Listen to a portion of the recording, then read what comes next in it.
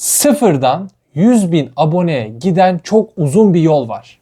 Bu yolda birçok kez vazgeçmek isteyeceksin.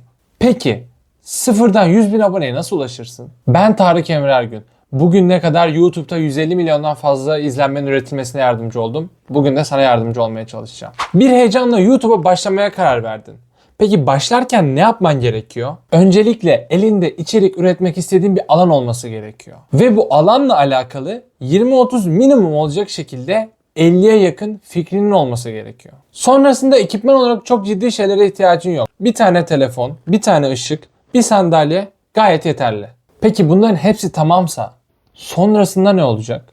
Videoları çekmeye başlayacağız ve bunların birçoğu gerçekten çok kötü olacak.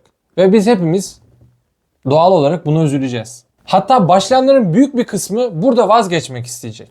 Ama eğer beklentilerimizi doğru ayarlarsak, ilk 10-20 videoya çok fazla duygusal bir anlam yüklemezsek bu süreç ağır aksak da olsa bir şekilde ilerleyecek. Videoları çekmeye devam ettiniz, uğraştınız, didindiniz, fikirler ürettiniz, yazdınız ve çekmeye çalıştınız. Ve bu kötü videolarla bir şekilde 1000 aboneye kadar ulaştınız. Kanalında belki de onlarca video var. Belki 10, belki 20, belki 30, çektiysen 50 tane video var. Ve bunların büyük bir kısmı senin beklediğinden az izlendi. Ama birkaç tanesi beklediğinden fazla izlenmiş olabilir. Bu daha başlangıç. Şimdi sırada 10.000 var. 10.000 aboneye ulaşmak için bu denediğin şeylerden hangilerinin izleyicide karşılık bulduğunu net bir şekilde anlaman gerekiyor. Tabii bunu yaptıktan sonra asıl mesele rakiplerin neler yaptığını incelemeye geliyor. Onların yaptığı şeylerdeki iyi pratikleri bularak kendi kanalına kopyalamadan nasıl uygulayabileceğini anlaman gerekiyor. Tabii bunu yaparken de bir yandan video çekmeye devam etmen gerekiyor. Fakat iş eninde sonunda gelip aynı noktaya sıkışacak. O konuda gelir.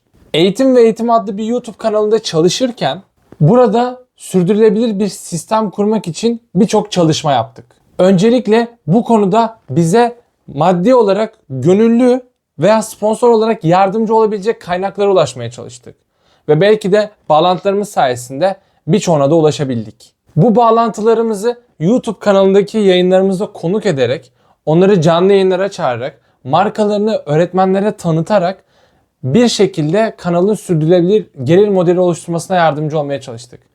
Eğer siz bu alanı kendiniz için bir yatırım olarak görüyorsanız, bu konuda size yardımcı olabilecek arkadaşlarınız veya markasına inandığınız, sizin alanınızda tanıtabileceğiniz markalara ulaşmak gerçekten iyi bir başlangıç olabilir.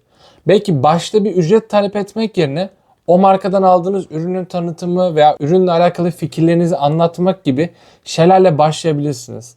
Buradaki asıl amaç bağ kurmak ve etrafınızdaki insanlardan sizi desteklemeleri için neler yapabileceğini sorarak mutlaka destek talep etmelisiniz. Çünkü bu iş her zaman söylediğim gibi tek başına yapılması çok zorlu bir alan. O yüzden birden fazla insanın tam zamanlı olmasa da ufak tefek desteklerine hepimizin ihtiyacı var. Bununla birlikte en önemli konu, benim de şu an uygulamaya çalıştığım şey, yapacağınız her şeyi belli bir zaman limiti içerisinde yapmak. Çünkü ben çok kalite kaygıları olan bir insanım ve aslında mükemmeliyetçiliğim YouTube'u 2 kere bırakmama sebep oldu. Şu an yapmaya çalıştığım şey, bu çekimde de yaptığım gibi, yazıda da yaptığım gibi, kendime belli zaman aralıkları koyarak o zaman aralığı içerisinde en iyi ne yapabilirsem onu ortaya koymaya çalışıyorum. Çünkü şu an elimden gelenin en iyisi bu. Sonrasında aramızdan bazıları bu yeteneklerini kullanarak 10.000 aboneye erişecek. Eğer 10.000 aboneye eriştiyseniz kendinizi çok küçük görseniz bile YouTube'daki çok küçük bir azınlığın içerisindesiniz. Artık belki de kendi kanalınla alakalı çok daha net fikirlerin var ve yapmak istediklerinle alakalı izleyicilerin sana ufak da olsa geri bildirimler vermeye başladı. Kendini küçük görebilirsin ama artık gümüş plakete çok da uzakta değilsin. Sadece yapman gereken ürettiğin düzenli faydayı sürdürürken bu faydayı artırmak için neler yapabileceğine bakmak. Ve burada en önemli konulardan biri, bu noktalara geldiğinizde ufak da olsa kendinize bir gelir modeli oluşturmak veya bu işi çok verimli yapılabilir bir hale getirmek. 4 saatte, 5 saatte veya işte atıyorum 8 saat, 10 saatten az bir sürede izleyicinizi mutlu edebilecek ve kendinizi tatmin edebilecek bir video çıkarabilecek becerileri elde etmiş olmanız veya bir şekilde çalıştığınız markalarla, etrafınızdaki insanlarla destekleyebilecek ufak bir gelir modeli oluşturmanız aslında bundan sonraki sürecinize liderlik edecek. Çünkü bundan sonraki süreçte yapabileceğiniz en faydalı şeylerden birisi ufak da olsa bir video editörle çalışmak.